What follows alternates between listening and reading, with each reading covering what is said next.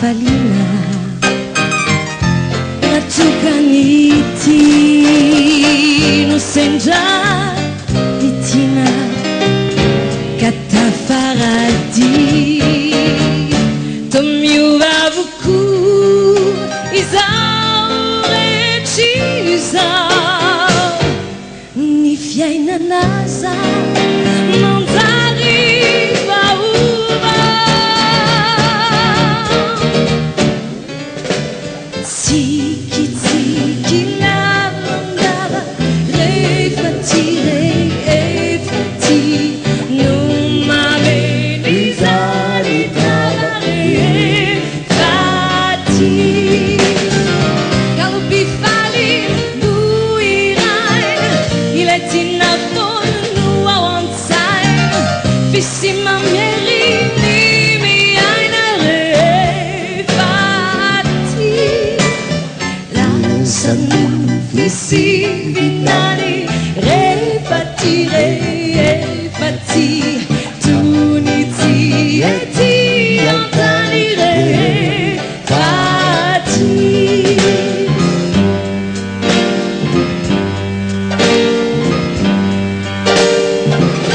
kanefa antany tsy misy odory tsy misy fiafarany na reny fity koa tsy mahagaga raha ny fitiavana no nangatsika sy maty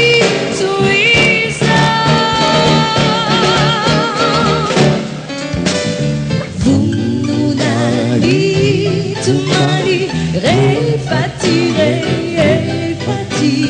kamande fitratrany rehefa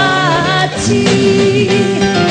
na tsy raitra koasy ny mitanao na tsy traka koasy nangavianao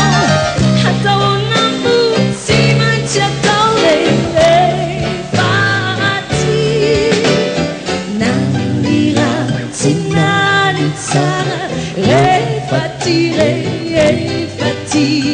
bekenao anjara rehefa ty naniratsy nany tsara rehefa ty